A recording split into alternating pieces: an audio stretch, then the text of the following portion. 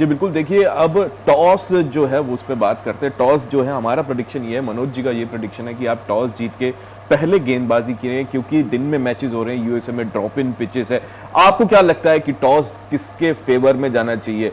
मनोज जी, अगर पाकिस्तान ये टॉस जीतता है, जो हम चाहेंगे कि ना हो, अगर ये टॉस जीतता है तो अपर हैंड लेके आएगा पाकिस्तान? बिल्कुल अपर हैंड लेकर आएगा, क्योंकि एक तो पिच का मिजाज ऐसा है। हमारे श्रीलंका का अनुभव आपने देख लिया, आपने आयरलैंड का अनुभव देख लिया, और चेस करना आसान रहता है। अमेरिका ने जो कनाडा के खिलाफ 190 प्लस का स्कोर भी चेस कर लिया। ये देखिए कि कितनी बड़ी बात है कि बाद में आपको स्थितियां काफी अनुकूल हो जाती हैं। तो टॉस तो यहाँ बॉस है ही। तो बस यही है कि हमने, जैसे विराट कोहली अपनी कप्तानी में अक्सर जब जिन दिनों कप्तान हुआ करते थे, तो अपने आप को फंसाने की कोशिश करते थे कि मुश्किल हालात में कैसे मैच को निकालना है। तो वो एक तैयारी का उनका हिस्सा होता था। तो अब मुझे लगता है कि यहाँ बल्लेबाजों को ज़्यादा कमिटमेंट के साथ रन बनाने होंगे, क्योंकि यदि 170, 160, 70 तक पहुँच गए स्कोर इंडिया का पहले बल्लेबाजी करते हुए, तो मुझे लगता है इतना आसान होने वाला नहीं है पाकिस्तान के बल्लेबाजों के लिए। क्योंकि वहाँ जो हमने अभी आपने मुझे कहा ना क्रिकेट फैंस वाली बात जी बिल्कुल, मैं देखिए दोनों पक्ष बराबरी की कोशिश करता हूँ, क्योंकि इस वक्त हम लोग फैंस नहीं हैं, हम लोग क्रिकेट एक्सपर्ट की तरह निकल जाता है। भारत और पाकिस्तान का जब मैच आता है तो भारत, लेकिन हम भी कोशिश करते हैं कि एकदम निष्पक्ष रह पाए। जो दिक्कत विराट के साथ है वही दिक्कत बाबर के साथ भी है। बाबर भी स्पिनर्स के सामने 1.5-2 साल में इतना फंसे हैं, इतने बार आउट हुए हैं, और जिस तरह से कुलदीप यादव के सामने एक अल्लड़ की तरह वो खेलते हुए आउट हुए हैं। 2019 का वर्ल्ड कप देख लीजिए, वो सबको याद होगा। हाँ। बिल्कुल याद होगा। ड्रीम बॉल थी वो अभी भी जो गेंद है आपको वायरल मिल जाएगी, उसी की बात कर रहे हैं मनोज जी। हाँ, तो मैं तो ये चाहूंगा कि अक्षर पटेल की जगह आप कुलदीप यादव को खिलाइए, और कुलदीप यादव से पारी की शुरुआत कराइए। गेंदबाजी में कोई बुराई नहीं है। आपको 6 ओवर में पावर प्ले में उनको आप खिलाएं। जितना शुरू में दबाव डालोगे उतना ही बाबर आजम फंसेंगे, और आपके लिए बल्ले बल्ले हो सकती है शुरुआती ओवरों में। जी तो देखिए, क्योंकि बाबर आजम अगर एक बार क्रीज पे टिक गए ना, तो फिर अकेले वन मैन आर्मी बन जाते हैं। वो कई बार बड़ा मुश्किल हो जाता है उनको आउट कर पाना। अभी फॉर्म में भी चल रहे हैं। तो जो बैटल आप देख रहे हैं मनोज जी इस मैच में, जो सबसे इंटरेस्टिंग बैटल आपको दिखती है वो किसकी होती है? आप देख रहे हैं विराट, मोहम्मद आमिर, या बाबर आजम कुलदीप, या कोई और जो आपको? ये दोनों तो है ही है जो आपने कही है, लेकिन इसमें एक चीज मैं और जोड़ देता हूं, अफरीदी वर्सेस रोहित शर्मा। क्योंकि रोहित शर्मा बहुत कंफर्टेबल नहीं हो पाते उनके सामने, बहुत उनको परेशानी हुई है।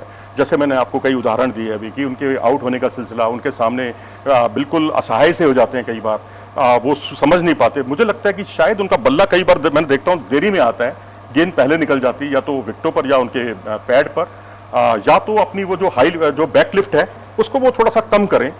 हालांकि एक्सपर्ट हैं वो लोग, हमारे कोच, काबिल कोच उनके साथ जुड़े हुए हैं, उनको शायद मेरी उसकी जरूरत नहीं होगी, लेकिन फिर भी मुझे जो व्यक्तिगत तौर पर लगता है कि उनके जो बल्ला है वो देरी में आता है, तो बैकलिफ्ट उनको थोड़ी सी कम करनी होगी। स्टांस उनका बिल्कुल सही है, तो मेरे ख्याल से टाइमिंग भी उनके ज्यादा सही हो जाएंगे, और जब बल्ला आएगा तो उनके बचा लेगा वो।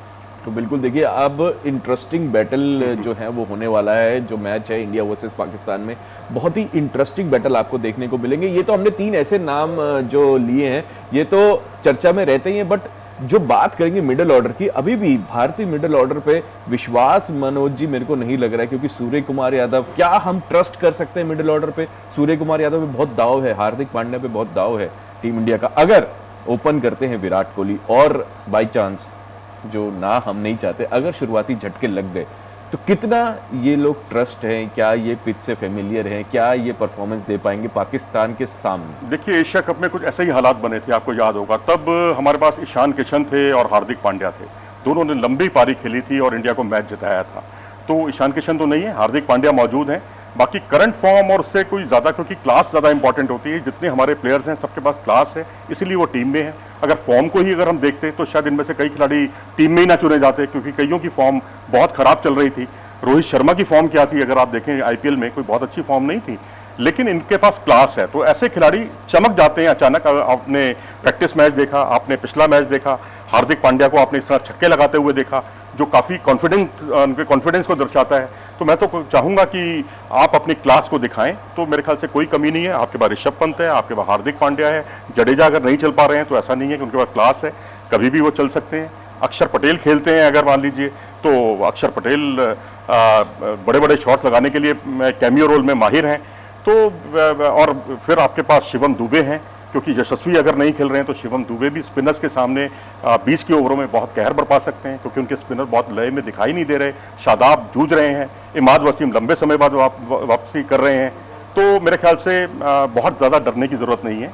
हमारे बल्लेबाज सक्षम हैं और उनके स्पिनर्स को भेदने के लिए पूरी तरह से तैयार है। जी देखिए, भेदने के पूरी तरीके से तैयार है। जल्द ही हम और इस पे चर्चा करेंगे। मनोज जी, आपसे सिर्फ ये जान लेते हैं कि अगर पहले बल्लेबाजी करती है भारत तो कितना स्कोर उनको चाहिए स्कोर बोर्ड पे? देखो जी, 170 से 180 बनाया तो आपकी जीत है।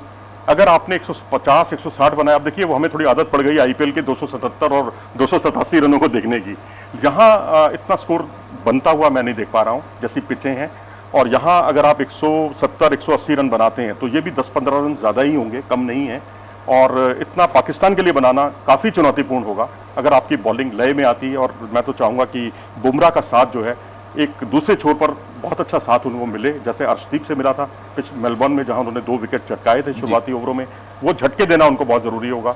तो फिर 170 180 एक मुकम्मल स्कोर है। देखिए 170 एक बहुत फाइटिंग स्कोर है जो कि हम बात कर रहे हैं यहाँ पे। जो कंडीशंस हैं यूएसए में, अगर भारतीय बल्लेबाजी पहले आती है तो 170 मेरे को लगता है कि जैसे कि मनोज जी ने कहा कि हम फाइट कर सकते हैं और अच्छा टोटल है। और इसको ये मत सोचें कि हम 160 170 पे सोचें, ये सोचें कि हम 200 के आसपास पहुंच गए इंडियन कंडीशंस के अकॉर्डिंग। अगर चेस करने को मिलता है तो क्या आपको लगता है कि अपर पाकिस्तान को हम कब तक रोक पाएंगे? 160 170 पे रोक लेंगे तो चेस कर पाएंगे सेकंड बैटिंग पे? मेरे ख्याल से रोक लेंगे हम, क्योंकि हमारी बॉलिंग अच्छी है और हमने लगातार अच्छा परफॉर्मेंस किया है। हमारी स्पिन बॉलिंग बहुत अच्छी है। स्पिनर्स के सामने उनके कई प्लेयर कंफर्टेबल नहीं होते, टॉप ऑर्डर तो बिल्कुल नहीं होता।